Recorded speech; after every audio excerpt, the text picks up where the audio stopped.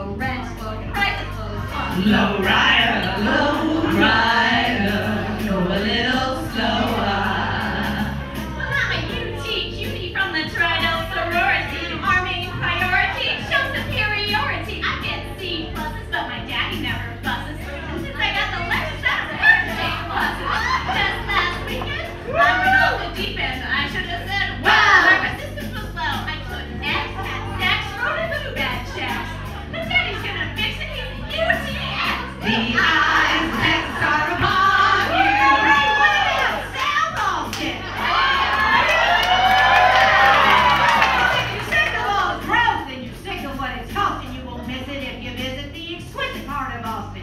Deep fried, glorified, bonafide, Southside shirts are tie-dyed, living in a double wide, sofas on a porch, car on blocks. But don't you come knocking with my double wide rock.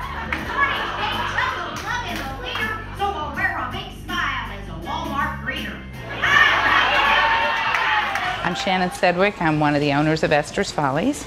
My husband Michael Shelton and I started it in 1977, about 29 years from this weekend. So April Fool's Day was our kind of anniversary. I met Shannon at the University of Texas, and I joined the theater group to meet girls. I thought it would be the way to make social, since I was in the architecture school and it was all guys. We started with a movie series on campus called the Museum of Light, and that was our first business. So this is just a continuation of our college experience. I mean, here we are, you know, many years later, and it's really a lot of fun, and it's something that Shannon really likes doing. And then we found this place called Liberty Lunch, and we decided we'd start a restaurant. That's where we put on our first theatrical sort of performance art things. We did our first water ballet there because it was a real hot summer, and Doug Dyer decided we'd do the Esther Williams Hardcore to Water Ballet. So he had a hose stuck up his pants so that it ended up right about at his waist level, and at some point he was introducing it and someone turned the hose on and he started spewing water from his pants, and he was totally embarrassed by it all.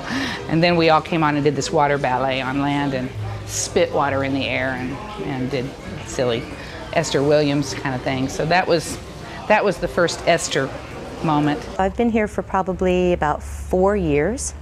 And before I came here, I lived in Los Angeles, and I did a lot of comedy, but not sketch comedy, which is what I'd always wanted to do. And the uglier, the dirtier, the nastier, the skankier the character, the weirder, I'm all over that. I will not do it in your car. I don't care if it's near or far. I do not want to. Slam and bam. I do not like you. Sam I am. Would you do it in the store? Would you do it on the floor? Not on the floor, not in the store, not in your car, not near or far. I do not want to. Slam and bam. I do not like you. Sam I am. When we started in 1977, we were in a very small space where there's a little place now, Flamingo Cantina is in there right now, but it burned down while we were there, and we had just rented the Ritz at the time and moved up there and got going there for maybe about 5 years, but unfortunately the Ritz almost killed us because it wasn't small and cabaret style. It didn't have the street behind us, and with the street being as interesting as it is on 6th Street, if our show didn't go well, something weird would happen and walk by, and we could always make fun of that. The other thing that sets Esther's apart from other comedy clubs is the fact that we have the windows and the interaction with the people outside all the time. And, actually, probably I do more of that than just about anybody in the show.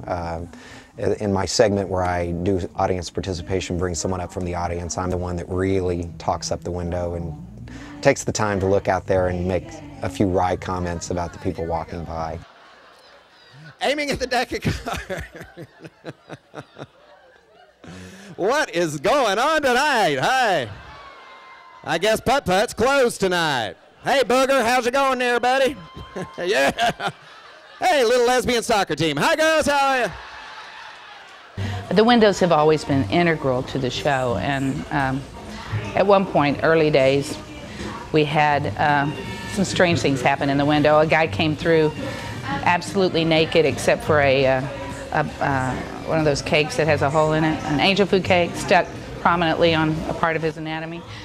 That stopped the show.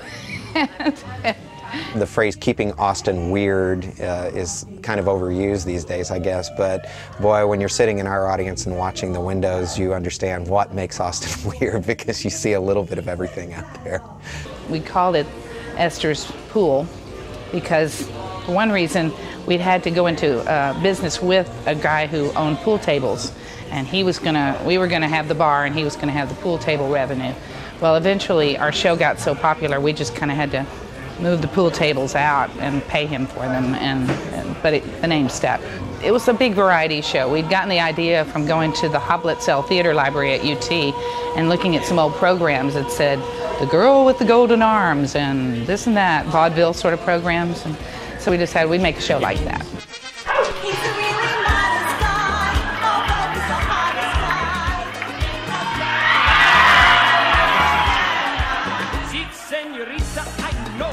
Like a cheeky boom chick, it's very nice, so full of spice. I place my hand on your hip, and if you will just give me your hand, that we shall try, just you and I. If you like the beat, take a little beat, and I'll teach you to chick chicky boom, chick chicky boom, chick chicky boom.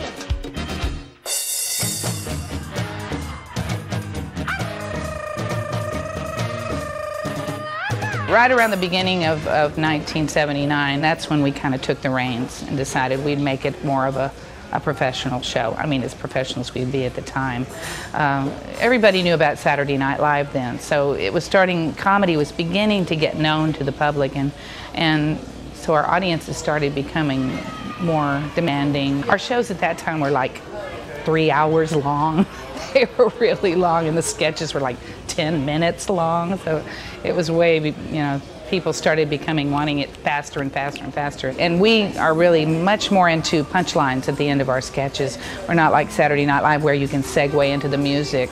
We have to have a punchline.